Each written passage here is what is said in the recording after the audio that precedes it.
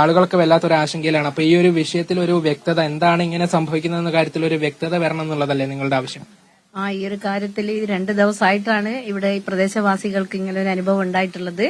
അപ്പോ സർക്കാർ ഈ ഒരു പരിശോധന, ആവശ്യമായ പരിശോധന നടത്തിയിട്ട് ആളുകളുടെ ആശങ്ക മാറ്റി കൊടുക്കണം. ആളുകൾ ഭയങ്കര പരിഭ്രാന്തരായിട്ടാണുള്ളത്. ഇന്നലെ എല്ലാവരും വീട് വിട്ട് പുറത്തിറങ്ങിയ ഒരു നിലയിലായിരുന്നു.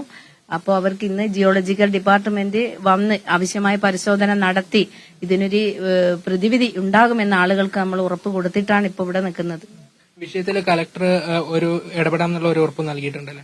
MLA മുഖാന്തരം കലക്ടർ ഇന്നലെ തന്നെ അറിയിച്ചിട്ടുണ്ട്. ഇതിന് പെട്ടെന്ന് തന്നെ ജിയോളജിക്കൽ ഡിപ്പാർട്ട്മെന്റ് പരിശോധന നടത്താൻ വേണ്ടി ഇവിടെ എത്തുമെന്നാണ് കലക്ടർ ഉറപ്പ് നൽകിയിട്ടുള്ളത്. തീർച്ചയായും കൊച്ചു കുട്ടികൾ വരെ ഭയന്നു പോകുന്ന ഒരു സാഹചര്യം ഉണ്ടായിട്ടുണ്ടായിരുന്നു. അവരെല്ലാവരും പുറത്തേക്ക് ഇറങ്ങി ഓടുകയാണ് ചെയ്തത്. ഇന്നലെ രാത്രി എല്ലാവരും വീടിന് പുറത്ത് നിൽക്കുന്ന സ്ഥിതിയായിരുന്നു ഉണ്ടായിരുന്നത്. ഇന്നലെ എന്താ സംഭവിച്ചത്? ഞാൻ ഇരുത്തിന്റെ മുകളിൽ ഇരിക്കുമ്പോ അപ്പൊ അടുത്ത് എരുത്തുകാരും പോലെ അന്നേരം പേടിച്ചിട്ട് മുറ്റത്തേക്ക് പോയി. വീടിന് പുറത്തേക്ക് ഓടിയതാണ്.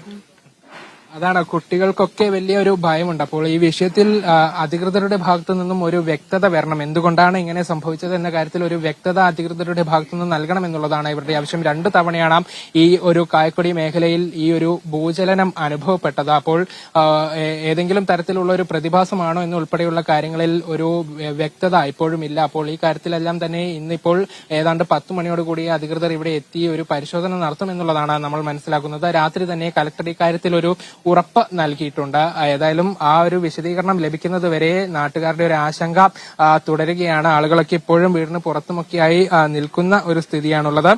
ഉടൻ തന്നെ ഈ വിഷയത്തിൽ ഒരു വ്യക്തത വരും, അല്ലെങ്കിൽ അധികൃതരുടെ ഭാഗത്തു നിന്നും കൃത്യമായ ഒരു വിശദീകരണം വരും എന്നുള്ളൊരു പ്രതീക്ഷയിലാണ് നാട്ടുകാരൊക്കെ നിൽക്കുന്നത്. ശരി, ടി നന്ദഗോപാലാണ് ഇവിടെ നിന്ന് തത്സമയം വിവരങ്ങൾ നൽകിയത്.